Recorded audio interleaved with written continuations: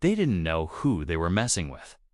What would you do if a group of HOA board members showed up at your front door with a legal notice saying they were seizing your property, your farmhouse, your land, the home your grandfather built with his bare hands? What if they handed you a certified letter telling you that you had 30 days to comply or they begin foreclosure proceedings? Most people would panic. Most people would call a lawyer, beg for mercy, and maybe even pack their bags. But I didn't, because what those HOA board members didn't know what they couldn't have known is that I hold the mortgage note on the very bank that finances every single home in their precious little neighborhood. Stay right there, because this story is about to get very satisfying. Smash that like button and subscribe to HOA Conflicts for new revenge stories every week. It was a Tuesday morning in early spring. It's a kind of quiet, golden morning where the roosters are just starting up and the dew is still sitting heavy on the fence posts when my phone buzzed with a knock at the door. I wasn't expecting anyone. I live on a 14-acre farmstead that my family has owned for going on 3 generations. We're not HOA people. We never were HOA people. This land predates the entire subdivision that slowly crept up around us like kudzu over the last 15 years. But there she was, Brenda Kensington, president of the Cedar Ridge Homeowners Association, standing at my gate in a pressed polo shirt, holding a manila envelope like she was personally delivering a subpoena from the hand of God himself. I walked down the gravel path, wiped my hands on my jeans, and said, "Morning, Brenda. What brings you out here?" She didn't even blink.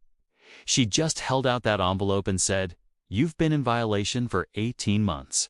The board has voted. You need to read that." I took the envelope. I opened it slowly, and there it was, a 14-page notice of covenant violation and pending property action. They claimed my property had been absorbed into the Cedar Ridge HOA boundary during a 2019 rezoning adjustment. They said my barn was an unapproved structure. They said my fence line was non-compliant. They said my livestock and my chickens were a nuisance to community standards. And at the bottom of page 13, in bold legal font, it read, "Failure to comply may result in HOA-initiated lien and foreclosure proceedings under Section 12 of the Cedar Ridge Covenant Agreement." They were trying to take my farm. I stood there in my driveway, reading that letter twice, while Brenda watched me with a smug little half-smile like she'd already won, like this was already over. I folded the letter back up, put it in my shirt pocket, looked Brenda straight in the eyes and said, "Thank you for this, Brenda. You'll be hearing from me." She drove off in her spotless SUV. And I walked back to my porch, sat down in my grandfather's old rocking chair, and started making some phone calls. Here's what Brenda and her board didn't bother to research. Here's the part of the story they skipped right over in their rush to flex their HOA muscles. My grandfather, Earl Joseph Mitchell, didn't just build this farm. Back in 1987, he co-founded the Cornerstone Community Lending Group, a small private mortgage bank that provided home loans to working families in our county when the big banks wouldn't touch them. It wasn't glamorous work. It was community work. It was real work. And when my grandfather passed in 2014, he left his controlling interest in that lending group to me. Now, here's where it gets interesting. When Cedar Ridge was developed in 2008 and 2009, the developer, struggling to get financing during the financial crisis, came to Cornerstone Community Lending Group for the construction and mortgage loans. Grandfather Earl, being the generous man he was, agreed. He structured a deal. Cornerstone funded the initial build-out and held the master mortgage note on the development infrastructure and offered preferred lending to the first wave of homebuyers, which means, and follow me here carefully, that as the majority shareholder of Cornerstone Community Lending Group, I am the primary note holder on the financial instrument that underlies the entire Cedar Ridge development. Not every individual home, no, but the community infrastructure loan. The road, the clubhouse, the drainage system, the landscaping, the front entrance with the fancy brick sign that Brenda loves so much. All of it financed by Cornerstone. and Cornerstone answers to me.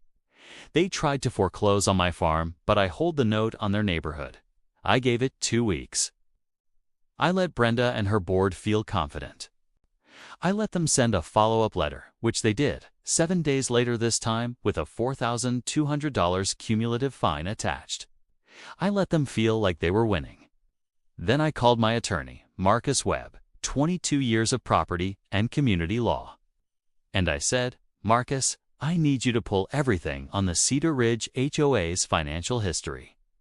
Their charter documents, their covenant agreement, and their relationship with Cornerstone Lending. Marcus called me back in 48 hours. And when he did, there was a long pause before he spoke. Then he said, they have no idea what they've done. We requested a formal HOA board hearing, which they were legally required to grant under their own covenant. We showed up on a Thursday evening. The whole board was there. Brenda, her vice president Diane Kowalski, the treasurer Ron Adler, and 3 other board members I'd never met. They had their HOA attorney present. Tenny looked prepared. They looked smug. Brenda opened the meeting by restating the violations and the fines. She laid out her case cleanly. She clearly expected me to either beg or argue about fence heights. Instead, Marcus stood up and placed a single document on the table. It was a summary of 1 page of Cornerstone Community Lending Group's position as note holder on the Cedar Ridge development infrastructure.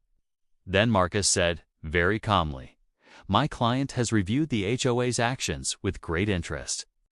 He'd like to draw the board's attention to Section 7, Clause 4 of the original Cornerstone Development Agreement, which grants the note holder the right to review and contest any HOA action that materially affects the property values or financial standing of assets.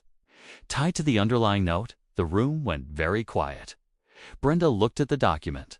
Then she looked at me. Then she looked at her attorney, whose face had gone pale in a way that told me everything I needed to know. Brenda's attorney leaned over and whispered something in her ear. Brenda's confident expression began slowly, beautifully, to dissolve. Furthermore, Marcus continued, my client wishes to note that the HOA's aggressive lien and foreclosure posturing against an adjacent legacy property that predates this development may constitute tortious interference with established property rights and could trigger a review of the HOA's own compliance with the terms of the Cornerstone Development Note. A note, he paused for effect, which comes up for renewal in 4 months. I watched Ron Adler, the treasurer, do the math in real time. His eyes went wide because he knew they all knew that if that infrastructure note wasn't renewed on favorable terms, Cedar Ridge would be facing a financial crisis that would make my chicken coop look like absolutely nothing. Brenda tried to hold it together. She called a 10-minute recess. When they came back, the smug was completely gone.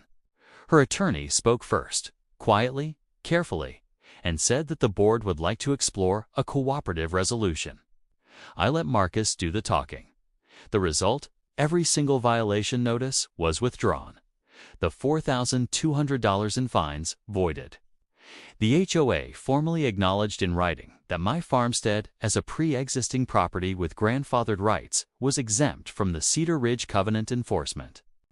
They also agreed to install noise reduction landscaping along our shared border at their expense to resolve any future nuisance complaints before they ever reached me. And Brenda Kensington. She resigned as HOA president 3 weeks later. Diane Kowalski is the president now. She brought me a pie, a real one, apple, from scratch. I appreciated that. My chickens are still here. My barn is still standing. My grandfather's fence line hasn't moved an inch. This story isn't really about revenge. It's about knowing your worth. It's about doing your homework before you pick a fight. It's about understanding that the person you're trying to bully might just be holding the keys to your entire kingdom. My grandfather used to say, never mistake quiet for weakness. Brenda Kensington learned that lesson the hard way. If you've ever dealt with an HOA nightmare, a bad neighbor, or a bully in a polo shirt who underestimated you, drop your story in the comments below. I read every single one. And if you're new here, Welcome to HOA Conflicts. We tell the stories nobody else is brave enough to tell. Hit that subscribe button right now. Turn on the notification bell and never miss a moment. 'Cause around here, the receipts always come out eventually.